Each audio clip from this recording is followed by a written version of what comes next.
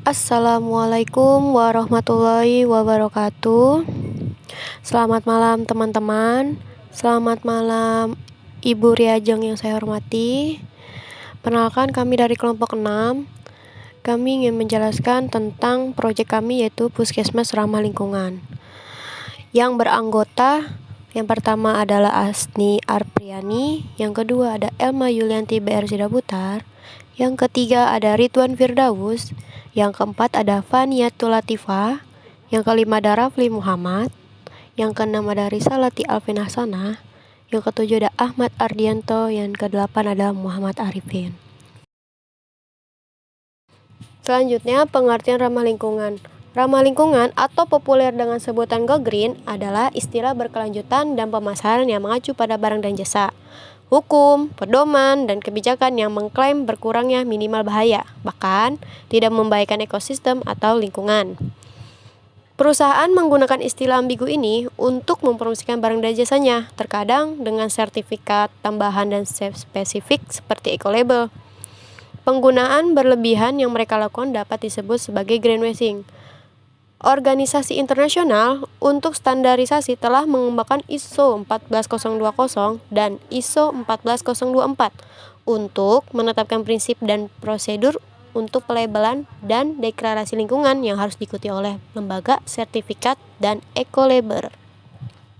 Secara khusus, standar ini berhubungan dengan penghindaran konflik kepentingan keuangan, penggunaan metode ilmiah yang masuk akal, dan prosedur pengujian yang dapat diterima, dan keterbukaan serta transparansi dalam penetapan standar. Kemudian kita masuk kepada bagian B, Puskesmas Ramah Lingkungan. Puskesmas Ramah Lingkungan adalah sebuah bangunan yang memperhatikan dari tahap perencanaan, pembangunan, dan pengoperasiannya, menghemat serta mengurangi penggunaan sumber daya alam, menjaga mutu dari kualitas udara di ruangan, dan memperhatikan kesehatan penghuninya.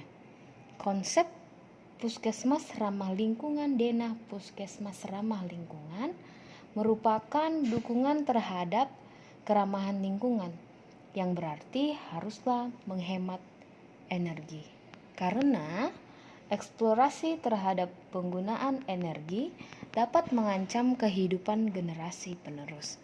Gerakan penghematan energi bisa dilakukan kala kita hendak membangun atau merenovasi puskesmas.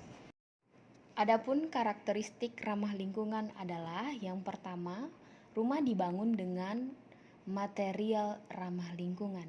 Yang kedua, memiliki pengelolaan sampah dan drainase yang baik. Yang ketiga, mempunyai ruang terbuka hijau. Yang keempat, menggunakan alat elektronik sebaik mungkin. Oke, selanjutnya masuk ke kriteria desain dan konstruksi, meliputi beberapa poin. Yang pertama, pengembangan lahan yang tepat. Bangunan puskesmas memiliki area hijau, berada di lokasi yang tepat, memiliki akses ke fasilitas umum, tersedia fasilitas transportasi umum, memiliki area landscape berimbang, melakukan upaya untuk menciptakan iklim mikro, tersedianya area parkir sepeda, tersedianya manajemen limpasan air hujan, dan upaya lain untuk mengurangi beban banjir ke kawasan sekitar. Selanjutnya, efisiensi dan konservasi energi. Bangunan puskesmas dilengkapi dengan meteran listrik. Pada setiap subsistem beban listrik secara terpisah, terutama antara fasilitas pelayanan puskesmas dan medis. Melakukan kalkulasi listrik menggunakan pengukuran efisiensi energi menggunakan pencahayaan alami, dilengkapi ventilasi, menghitung dampak perubahan iklim lokal melalui pengukuran emisi CO2, dan menggunakan sumber energi baru dan terbarukan. Selanjutnya, 3 itu konservasi air. Bangunan puskesmas dilengkapi alat meteran air, melakukan pengurangan penggunaan air menggunakan water fixture, hemat air menggunakan instalasi daur ulang, air limbah menggunakan sumber air alternatif, melakukan upaya peresapan air hujan dan efisiensi air untuk penyiraman tanaman. Baik, untuk bagian keempat dalam kriteria desain dan konstruksi yaitu tentang material, sumber daya, dan daur hidup. Bangunan puskesmas tidak menggunakan klorofluorokarbon sebagai refrigeran atau halon sebagai bahan pemadam kebakarannya, yaitu dengan menggunakan material yang memiliki sertifikat manajemen lingkungan, menggunakan kembali material bekas dan materi kayu yang bersifat ramah lingkungan, dan tidak menggunakan bahan perusak ozon. Desainnya modular untuk bangunan dan menggunakan material lokal. Bagian yang kelima yaitu kesehatan dan kenyamanan lingkungan dalam ruang. Bangunan puskesmas dilengkapi dengan ventilasi yang manfaatnya tentu berpotensi dari luar, udara luar, pengukuran emisi CO2, memasang larangan merokok sebagai kawasan tanpa rokok tentunya, dan tidak menggunakan material pautan. Terdapat pandangan keluar. Puskesmas ini memiliki ruangan dengan tata kualitas udara dalam ruang dan desain ventilasi yang memenuhi standar, sehingga menjamin kualitas udara dalam ruang bebas mikrobiologi, bahan kimia, asap rokok, gas berbahaya seperti VOC, Volatile Organic Compound Formaldehyde yang dilepaskan ke udara dari material interior dan gas berbahaya lainnya. Baik, saya akan melanjutkan penjelasan dari teman saya. Yang keenam yaitu penyembuhan. Puskesmas menyediakan fasilitas penghijauan baik di lingkungan outdoor maupun indoor dengan desain yang memberikan efek penyembuhan pasien, mengurangi efek stres, dan menciptakan taman dengan fungsi relaksasi bagi pasien dan karyawan. Yang ketujuh yaitu manajemen lingkungan gedung.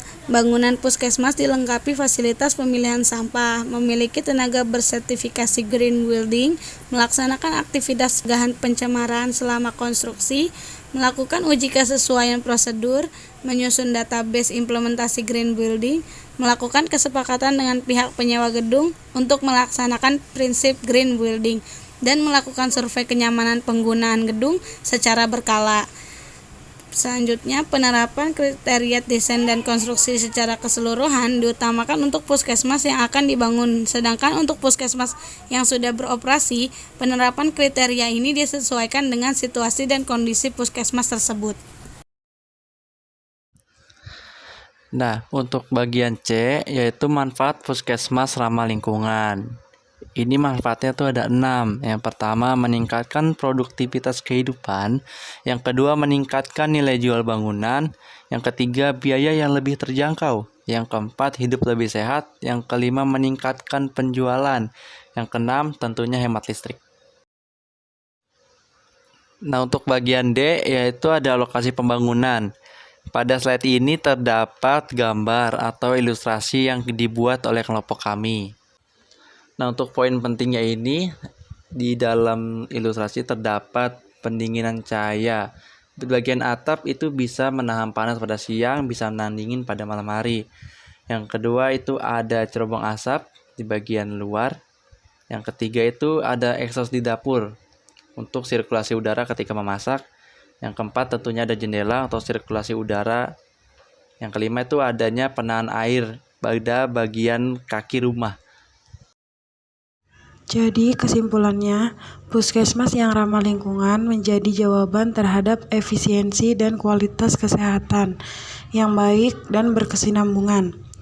Puskesmas yang ramah lingkungan merupakan tempat pelayanan dari pasien puskesmas yang berwawasan lingkungan dan jawaban atas tuntutan kebutuhan pelayanan dari pasien yang bergeser ke arah pelayanan paripurna serta berbasis kenyamanan dan keamanan lingkungan. Sebuah puskesmas agar berdaya guna, memberikan manfaat, kenyamanan, keuntungan, dan mendapatkan citra yang baik, khususnya bagi masyarakat. Tentu dengan pemberian pelayanan yang baik, dengan dukungan segala aspek yang terkait di internal puskesmas harus berjalan seimbang seperti prinsip ramah lingkungan atau Green Hospital. Kebijakan Green Hospital, puskesmas ramah lingkungan merupakan salah satu kebijakan strategis yang menjadi pertimbangan penting dalam melaksanakan fungsi di samping memberikan pelayanan kesehatan. Ternyata juga menjadi salah satu institusi sekaligus industri penyumbang terjadinya penurunan kualitas lingkungan dan berkontribusi terhadap penurunan permasalahan global. Demikian yang dapat kelompok kami sampaikan. Kurang lebihnya mohon maaf. Wabillahi taufiq wal hidayah. Wassalamualaikum warahmatullahi wabarakatuh.